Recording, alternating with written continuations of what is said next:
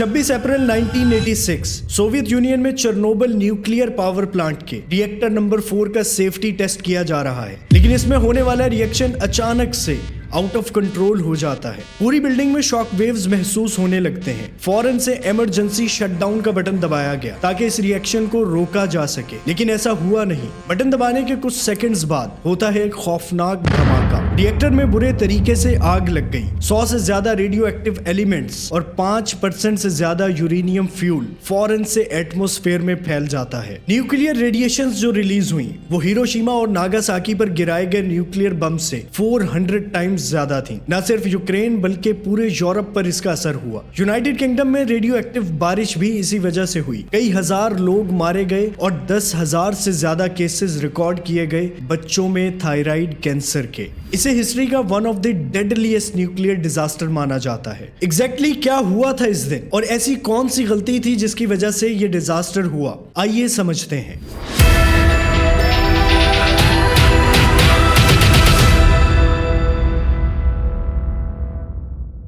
Second world war के बाद Soviet union ने बहुत सारे पावर प्लांट्स बनाए, लेकिन सबसे ज्यादा एडवांस्ड न्यूक्लियर पावर प्लांट 1970 में बनाया गया चेरनोबिल के नाम से। ये एक्चुअली में चेरनोबिल शहर में नहीं था, बल्कि इससे 16 किलोमीटर दूर प्रिपियत नाम के एक एरिया में बनाया गया, जो पहले सोवियत यूनियन का पार्ट था लेकिन अब यूक्रेन में आता है। इस पावर प्लांट का ऑफिशियल नाम Vladimir Lenin nuclear power plant रखा गया। इसमें लगाए गए थे 4 बड़े न्यूक्लियर रिएक्टर्स RBMK 1000 डिजाइन के। ये एक टाइप ऑफ न्यूक्लियर रिएक्टर है। 1977 में पहले 2 रिएक्टर्स ऑपरेशन किए गए, फिर 1981 में तीसरा और इसके बाद 1983 में चौथा रिएक्टर भी ऑपरेशनल कर दिया गया। दूसरे पावर प्लांट्स की तरह न्यूक्लियर पावर प्लांट्स का पर्पस भी इलेक्ट्रिसिटी जनरेट करना है और यही कुछ किया जा रहा था इस चेरनोबिल न्यूक्लियर पावर प्लांट में। हर रिएक्टर 1000 मेगावाट बिजली जनरेट करता था। ये चारों रिएक्टर्स मिलकर इतनी इलेक्ट्रिसिटी जनरेट करने की कैपेसिटी रखते थे कि सोवियत यूनियन की आधी पॉपुलेशन की इलेक्ट्रिसिटी डिमांड्स को इजीली मीट किया जा सके। यहाँ से आप अंदाजा लगा सकते हैं कि कितने पावरफुल रिएक्टर्स इस्तेमाल किए जा रहे थे इस न्यूक्लियर पावर प्लांट में। अब बात करते हैं इस चेरनोबिल डिजास्टर की, जिसकी वजह बना रिएक्टर नंबर 4। लेकिन क्या हुआ था इस दिन जो इस खौफनाक हादसे की वजह बनी? ये जानने से पहले ये समझना जरूरी है कि एक न्यूक्लियर रिएक्टर कैसे काम करता है। इलेक्ट्रिसिटी जनरेट करने के ज्यादातर तरीकों में एक पहिया या चक्की घुमाई जाती है काइनेटिक एनर्जी प्रोड्यूस करने के लिए। विंड एनर्जी में इस्तेमाल होने वाले बड़े टरबाइन्स को हवा घुमाती है और इसके घूमने से एनर्जी पैदा होती है। हाइड्रो इलेक्ट्रिसिटी में जब पानी ऊपर से नीचे गिरता है तो वहां लगे हुए पहिए को घुमाता है और वो इस तरह एनर्जी जनरेट करता है। थर्मल पावर प्लांट्स में कोयला जलाकर पानी को बॉईल किया जाता है, फिर इससे बनने वाली स्टीम वहां लगे हुए व्हील को घुमाती है। इस तरीके से काइनेटिक एनर्जी बनती है। न्यूक्लियर एनर्जी के केस में भी हमें स्टीम चाहिए होती है पहिया घुमाने के लिए, लेकिन स्टीम बनाने के लिए हमें पानी को हीट अप करना पड़ता है। जैसे थर्मल एनर्जी के केस में पानी को हीट अप करने का काम कोयला कर रहा होता है, बिल्कुल वैसे ही न्यूक्लियर एनर्जी के केस में ये काम न्यूक्लियर रिएक्शन की वजह से होता है। वो पानी को हीट अप करता है, इससे स्टीम बनती है जो आगे जाकर व्हील या टरबाइन को घुमाती है और एनर्जी प्रोड्यूस होती है। लेकिन इस रिएक्टर को ओवर हीटिंग से बचाना भी बहुत जरूरी है, क्योंकि इसके अंदर का टेम्परेचर 1600 डिग्री तक हो सकता है। सूरज के जो सरफेस का टेम्परेचर है उसका ये 30% बनता है। तो ये बहुत इंपॉर्टेंट है कि रिएक्टर को कूल डाउन किया जाए और यहाँ इस्तेमाल किया जाता है पानी को एज ए कूलेंट, जो इस रिएक्टर के इर्द गिर्द मौजूद पाइप्स में घूमकर टेम्परेचर मेंटेन रखता है। इसके लिए जरूरी है कि पानी की सप्लाई कंसिस्टेंट हो और कूलेंट पंप्स भी चलते रहें, जो कि पानी को आगे पाइप्स में पुश करने का काम करते हैं। लेकिन अगर किसी वजह से ऑफ साइड पावर बंद हो जाए तो उस वक्त क्या होगा? क्योंकि रिएक्शन बंद होने के बाद भी काफी देर तक हीट प्रोड्यूस होती रहेगी, तो हर रिएक्टर के कूलेंट पंप्स को चलाए रखने के लिए बैकअप डीजल जनरेटर्स अटैच किए गए थे। इन जनरेटर्स पर शिफ्ट होने के लिए 50 से 60 सेकंड रिक्वायर्ड थे। तो अब मसला ये था कि इन 50 से 60 सेकंड्स में पंप्स को चलाए रखने के लिए इलेक्ट्रिसिटी कहां से ली जाए? तो डिसाइड ये किया गया कि 40-50 सेकंड्स की पावर सप्लाई रिएक्टर से ही ली जा सकती है। नॉर्मली रिएक्टर बंद होने के बाद पावर जनरेशन एकदम से कम हो जाती थी, लेकिन यहाँ एक सेफ्टी सिस्टम इंस्टॉल किया गया था, जिसके बाद रिएक्टर अगर बंद होता तो प्रोडक्शन 1000 मेगावाट से आहिस्ता आहिस्ता कम होगी। यहाँ से पावर सप्लाई लेकर इन वाटर पंप्स को बड़ी आसानी से चलाया जा सकता है और इतने में जनरेटर्स भी ऑन हो जाएंगे। तो 26 अप्रैल की रात इस न्यूली इंस्टॉल्ड सेफ्टी सिस्टम की टेस्टिंग की जा रही थी कि अगर पावर कट होता है तो क्या रिएक्टर्स इतनी पावर सप्लाई दे सकता है कि इससे जनरेटर्स के चलने तक वाटर पंप्स को चलाया जा सके। ये टेस्ट रिएक्टर 1, 2 और 3 पर सक्सेसफुली किया जा चुका था, लेकिन रिएक्टर 4 पर किए जाने वाले पहले 2 टेस्ट नाकाम होने की वजह से 25 अप्रैल की रात 11:10 पर इस सेफ्टी टेस्ट को तीसरी दफा करने की तैयारी शुरू की जाती है। आपको ये इंसिडेंट अच्छे से समझ आए इसके लिए हमें थोड़ा सा रिएक्टर के अंदर होने वाले प्रोसेस की साइंस को समझना जरूरी है कि इसके अंदर होने वाला न्यूक्लियर रिएक्शन कैसे होता है और इसे कंट्रोल कैसे किया जा सकता है। न्यूक्लियर रिएक्टर का मेन पार्ट यानी जो कोर है वो 3 चीजों से बनता है, फ्यूल रॉड्स, कंट्रोल रॉड्स और मॉडरेटर। फ्यूल रॉड्स बेसिकली यहाँ न्यूक्लियर फ्यूल है जिसकी वजह से रिएक्टर में न्यूक्लियर रिएक्शन होता है। चेरनोबिल के केस में यूरेनियम डाइऑक्साइड और यूरेनियम 235 आइसोटॉप्स इस्तेमाल किया जा रहा है। इसकी बेसिक साइंस है एक एटम इलेक्ट्रॉन्स, प्रोटॉन्स और न्यूट्रॉन्स से मिलकर बनता है। हर एलिमेंट में नंबर ऑफ इलेक्ट्रॉन्स, प्रोटॉन्स और न्यूट्रॉन्स मुख्तलिफ होते हैं। अब इनमें कई एलिमेंट्स के आइसोटॉप्स भी होते हैं। इसे आप एक तरह की वेरिएशन कह सकते हैं एलिमेंट्स में। जैसे हमारे इस केस में यूरेनियम एक एलिमेंट है और इसके 3 आइसोटॉप्स होते हैं, यूरेनियम 238, यूरेनियम 235, यूरेनियम 234। इन सब आइसोटॉप्स में नंबर ऑफ प्रोटॉन्स सेम होते हैं लेकिन नंबर ऑफ न्यूट्रॉन्स सबके मुख्तलिफ होते हैं। सारे आइसोटॉप्स न्यूक्लियर फ्यूजन रिएक्शन नहीं कर सकते, सिर्फ चंद एक रेयर एलिमेंट्स हैं जिनके आइसोटॉप्स न्यूक्लियर फ्यूजन कर सकते हैं। यूरेनियम 235 एक ऐसा आइसोटॉप है यूरेनियम का जो न्यूक्लियर फ्यूजन रिएक्शन के जरिए न्यूक्लियर एनर्जी जनरेट करने की कैपेसिटी रखता है। अब ऐसा क्या खास है इसमें जो दूसरे आइसोटॉप्स में नहीं है? बेसिकली यूरेनियम का ये आइसोटॉप अनस्टेबल है। अगर कोई न्यूट्रॉन इससे आकर टकराए तो ये 2 हिस्सों में टूट जाता है, साथ में 2-3 एक्स्ट्रा न्यूट्रॉन्स भी बनते हैं। इसको न्यूक्लियर फ्यूजन रिएक्शन कहते हैं। इस रिएक्शन में काइनेटिक एनर्जी रिलीज होती है और थर्मल एनर्जी में कन्वर्ट हो जाती है जो पावर प्लांट में लगे टरबाइन को घुमाती है। अब यहाँ पर जो एक्स्ट्रा न्यूट्रॉन्स रिलीज होते थे वो जाकर दूसरे एलिमेंट से टकराते हैं और ये सेम प्रोसेस रिपीट होते होते एक चेन रिएक्शन में कन्वर्ट हो जाता है जिसे हम न्यूक्लियर चेन रिएक्शन कहते हैं। अब ये रिएक्शन तो स्टार्ट हो गया लेकिन इसको रोकने या स्लो डाउन करने के लिए भी तो कोई चीज होगी। इसके लिए इस्तेमाल किया जाता है कंट्रोल रॉड्स का। चेरनोबिल के रिएक्टर में इस्तेमाल होने वाले कंट्रोल रॉड्स बने हैं बोरॉन कार्बाइड से। ये एक ऐसा एलिमेंट है जो न्यूट्रॉन्स को बहुत अच्छे से एब्जॉर्ब करता है। न्यूक्लियर फ्यूजन रिएक्शन में बनने वाले एक्स्ट्रा न्यूट्रॉन्स को बोरॉन एब्जॉर्ब कर लेगा और इस तरह से रिएक्शन की स्पीड को कंट्रोल किया जा सकता है। एक न्यूक्लियर रिएक्टर में जहां फ्यूल रॉड्स इंसर्ट करने की जगह है, इसके साथ ही कंट्रोल रॉड्स की भी जगह रखी जाती है। इन कंट्रोल रॉड्स को जितना ज्यादा रिएक्टर के अंदर डाला जाएगा इतनी ही तेजी से रिएक्शन स्लो हो जाएगा। अब बात करते हैं रिएक्टर के तीसरे पार्ट की यानी मॉडरेटर की। इस न्यूक्लियर पावर प्लांट में ये ग्रेफाइट से बने हुए ब्लॉक्स हैं। इनका काम रिएक्टर में होने वाले रिएक्शन को स्पीड अप करना है। ग्रेफाइट न्यूट्रॉन्स की एनर्जी को स्लो डाउन कर देता है जिसकी वजह से चांसेस इंक्रीज हो जाते हैं कि ये जाकर दूसरे एटम से टकराएं। इस इंसिडेंट के बाद से ग्रेफाइट की बजाय पानी को एज ए मॉडरेटर यूज किया जाता है, लेकिन आरबीएम के रिएक्टर जो चेरनोबिल में इस्तेमाल किया जा रहा था इसमें ग्रेफाइट इस्तेमाल होता है एज ए मॉडरेटर। इस पूरे प्रोसेस में 3 चीजें इन्वॉल्व हैं। सबसे पहले यूरेनियम फ्यूल रॉड्स जहां ये रिएक्शन हो रहा है, दूसरा मॉडरेटर्स जो प्रोसेस को स्पीड अप करने के लिए इस्तेमाल किया जाता है, तीसरा कंट्रोल रॉड्स जिससे इस रिएक्शन को कम किया जा सकता है या रोक सकते हैं। 26 अप्रैल की रात चेरनोबिल में मौजूद इंजीनियर्स सेफ्टी टेस्ट स्टार्ट कर चुके थे। प्रोटोकॉल के हिसाब से ये टेस्ट उस वक्त परफॉर्म किया जाना था जब रिएक्टर 700 मेगावाट तक बिजली प्रोड्यूस कर रहा हो, जबकि इस रिएक्टर की जो प्रोडक्शन थी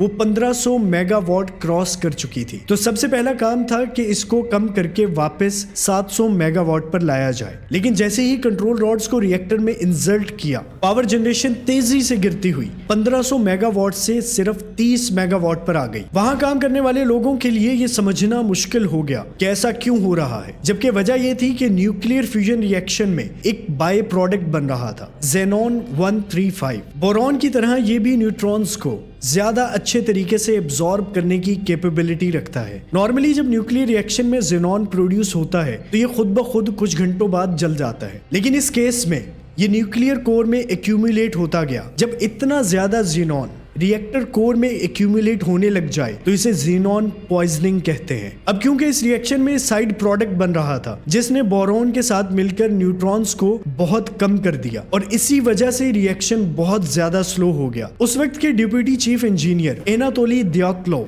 उन्होंने जब ये देखा कि इलेक्ट्रिसिटी प्रोडक्शन ऑलमोस्ट ना होने के बराबर हो गई तो उन्होंने ऑर्डर दिया कि कंट्रोल रॉड्स को थोड़ा बाहर निकाला जाए जिससे रिएक्शन ऑटोमेटिकली तेज होगा। रात 1 बजे तक इलेक्ट्रिसिटी प्रोडक्शन दोबारा से 200 मेगावाट तक पहुंच चुकी थी, लेकिन अभी भी इस पर टेस्ट नहीं किया जा सकता था क्योंकि रूल बुक के अकॉर्डिंग टेस्ट के लिए रिक्वायर्ड प्रोडक्शन 700 मेगावाट होनी चाहिए। इसका मतलब था कि रिएक्शन को और ज्यादा स्पीड अप करने की जरूरत है। डिप्यूटी चीफ इंजीनियर की तरफ से एक दफा फिर ऑर्डर दिया गया कि दूसरे कंट्रोल रॉड्स को भी बाहर निकाल लिया जाए। अब यहाँ पर होता क्या है कि टोटल 211 कंट्रोल रॉड्स में से 203 रॉड्स को बाहर निकाल लिया गया और रिएक्टर में छोड़े सिर्फ 8 रॉड्स, जो कि क्लियरली एक सेफ्टी प्रोटोकॉल की वायलेशन थी। रूल बुक के हिसाब से किसी भी कंडीशन में रिएक्टर के अंदर 15 से कम कंट्रोल रॉड्स नहीं होने चाहिए, लेकिन यहाँ पर रिएक्टर में सिर्फ 8 कंट्रोल रॉड्स ही बचे थे। 1:19 तक रिएक्शन बहुत ज्यादा तेज हो गया।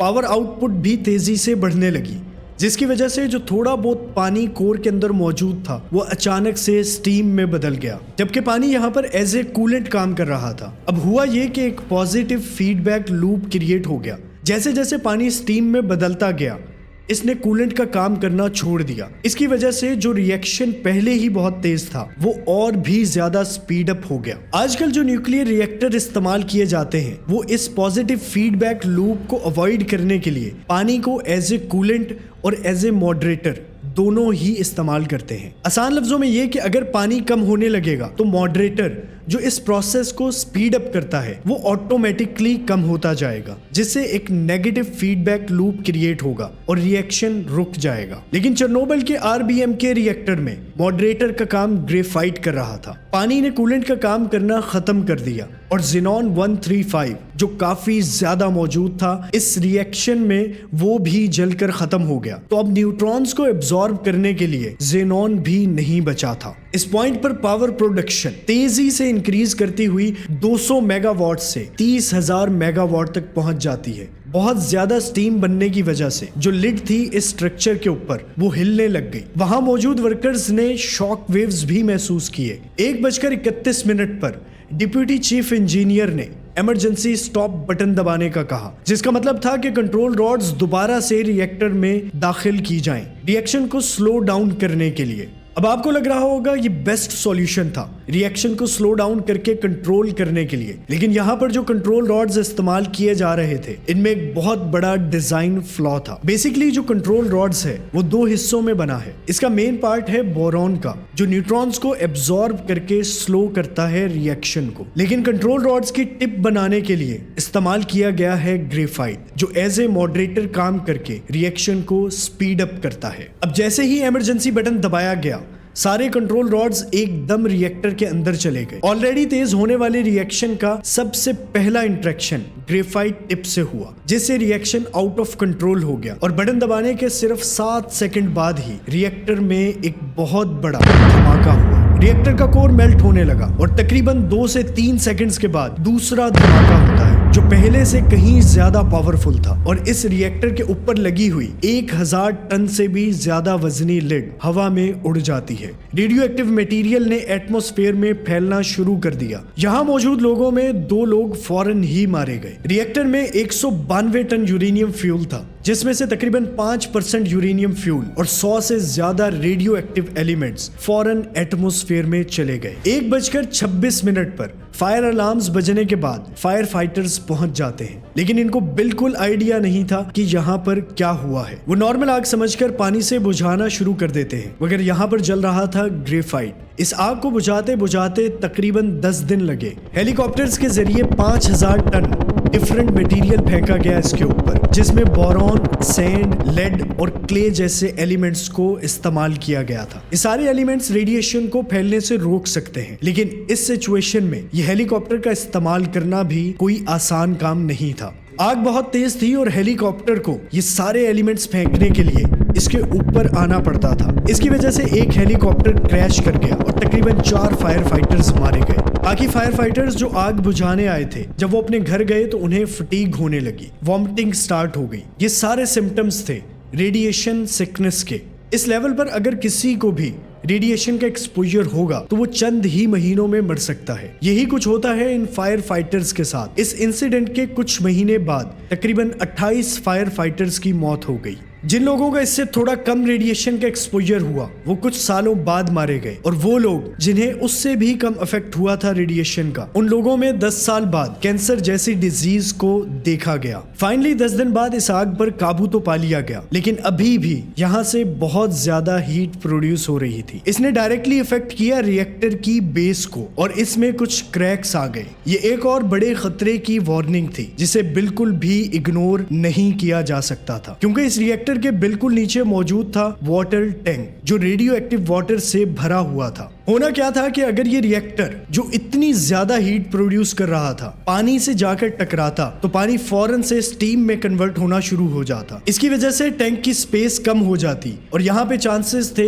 एक और तीसरे ब्लास्ट के। अगर इसको और सिंपल करके समझाया जाए तो केमिस्ट्री के हिसाब से लिक्विड्स कम जगह घेरते हैं, जबकि गैसेस के जो एटम्स होते हैं उनको ज्यादा जगह रिक्वायर्ड होती है, क्योंकि ये बहुत ज्यादा स्प्रेड आउट होते हैं। अगर एक पानी से भरा हुआ कंटेनर अचानक से स्टीम में कन्वर्ट होना शुरू हो जाए तो इसको ऑलमोस्ट डबल जगह चाहिए होगी इस स्टीम को अकोमोडेट करने के लिए। लेकिन अगर ऐसा नहीं होता तो ये कंटेनर ब्लास्ट कर जाएगा। यही खतरा जुड़ा था इस वाटर टैंक से। तीसरा धमाका पहले से ज्यादा खौफनाक और तबाहकुन हो सकता था, जिससे मजीद रेडियो एक्टिव मटेरियल एटमॉस्फेयर में फैल जाता। जर्मनी, फ्रांस, यूके और दूसरे वेस्टर्न यूनियन कंट्रीज को बहुत नुकसान उठाना पड़ता और इनके लिए इसको टैकल करना मुश्किल हो जाता। विंड की डायरेक्शन चेंज होने की वजह से एशियन कंट्रीज के लिए भी खतरा था, तो इसको रोकने के लिए सिर्फ एक ही रास्ता था कि कोई बंदा इस टैंक के अंदर जाए और ड्रेनिंग पाइप खोलकर ये सारा पानी बाहर निकाल दे। लेकिन ये काम भी कोई आसान नहीं था। इस पानी में जाना तकरीबन खुदकुशी थी। जो भी अंदर जाता प्रोबेबिलिटी थी कि वो कुछ महीनों या सालों बाद मर जाता। यहाँ पर 3 हिस्टोरिकल हीरोज सामने आते हैं, एलेक्साई एनानेको,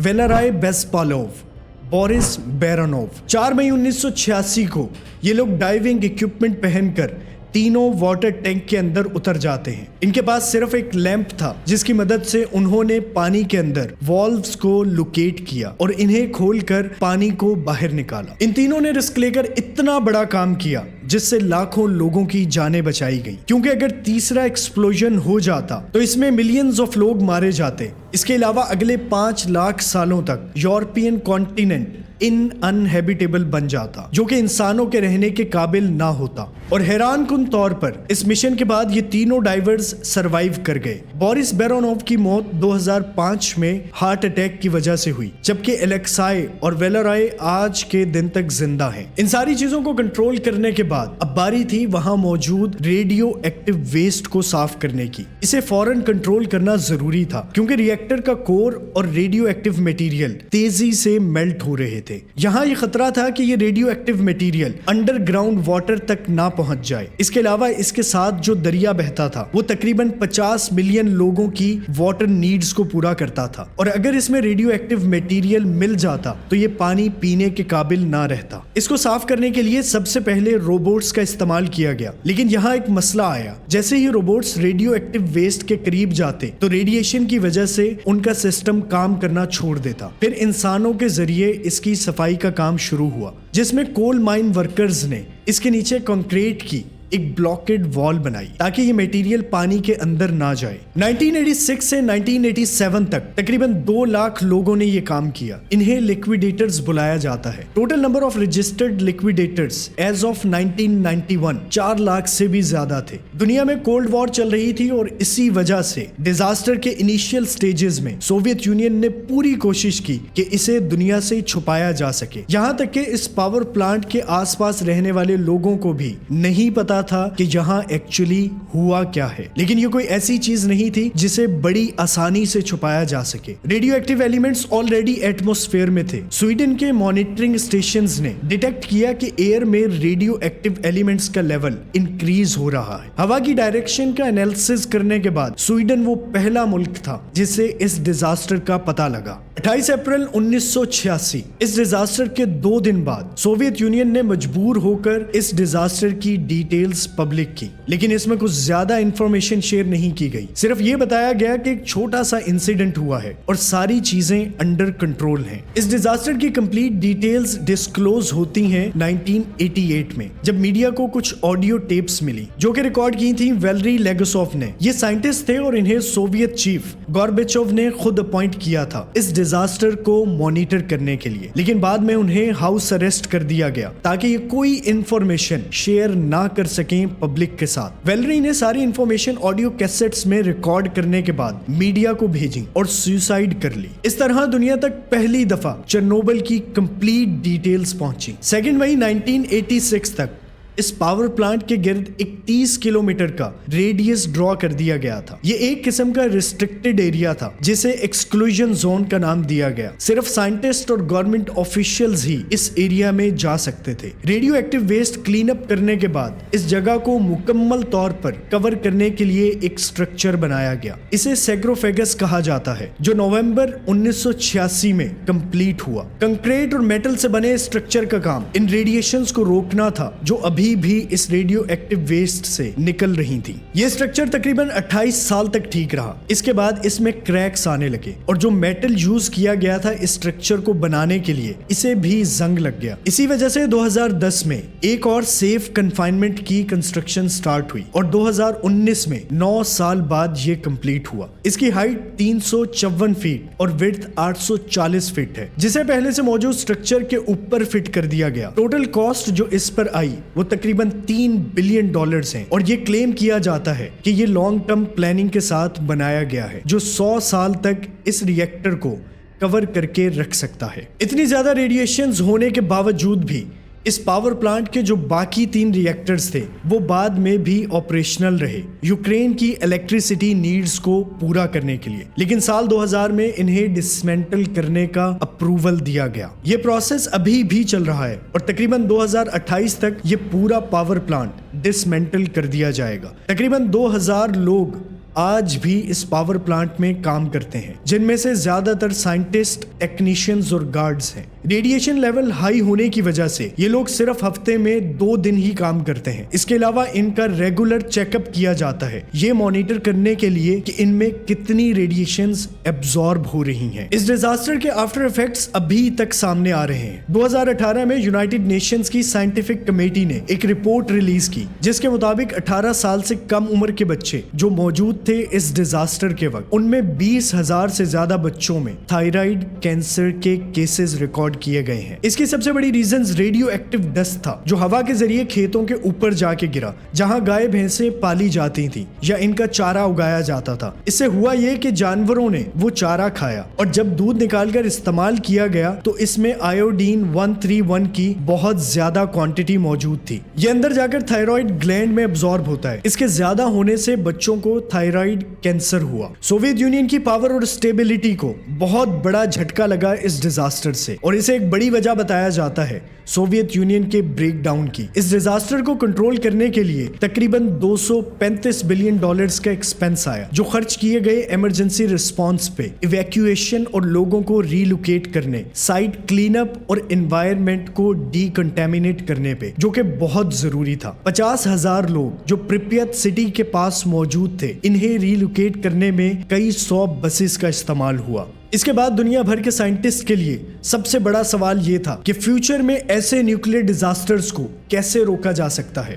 1989 में world association of nuclear operator के नाम से एक इंटरनेशनल ऑर्गेनाइजेशन बनाई गई जिसका मकसद था कि दुनिया भर में मौजूद न्यूक्लियर पावर प्लांट्स का सेफ्टी चेक किया जाए और इसके साथ साथ ये देखा जाए कि कैसे इनकी सेफ्टी को मजीद इंक्रीज किया जा सकता है। इस ऑर्गेनाइजेशन की रिसर्च के बाद आज दुनिया में मौजूद तमाम न्यूक्लियर पावर प्लांट्स पानी को एज ए कूलेंट और मॉडरेटर दोनों इस्तेमाल करते हैं ताकि पॉजिटिव फीडबैक लूप को अवॉइड किया जा सके। चेरनोबिल डिजास्टर को अगर कंपेयर किया जाए हिरोशिमा और नागासाकी न्यूक्लियर डिजास्टर से, तो इसका इम्पैक्ट 400 टाइम्स ज्यादा है। हिरोशिमा और नागासाकी दोनों शहरों में लोग बगैर रिस्ट्रिक्शन के रह रहे हैं, लेकिन चेरनोबिल के 30 किलोमीटर रेडियस में कोई इंसान नहीं रहता, मगर काफी तादाद में जंगली जानवर मौजूद हैं। ये कंप्लीटली रिस्ट्रिक्टेड एरिया है, लेकिन वॉर स्टार्ट होने से पहले कुछ टूरिस्ट को यहाँ जाने की परमिशन दे दी जाती थी। इस एरिया के इर्द गिर्द जो फॉरेस्ट था, इसे रेड फॉरेस्ट का नाम दिया गया क्योंकि वहाँ जो दरख्त मौजूद थे उनके पत्ते लाल रंग में बदल गए। तो ये थी कहानी दुनिया के सबसे डेडलीस्ट न्यूक्लियर डिजास्टर की। अगर आपको ये वीडियो इंफॉर्मेटिव लगी हो तो ऐसे ही काफी सारे टॉपिक्स पे मैंने वीडियोस बनाई हैं। मेरे चैनल पर मौजूद प्लेलिस्ट में जाकर आप देख सकते हैं। चैनल को सब्सक्राइब कीजिए और अपना ख्याल रखिए। अल्लाह हाफिज।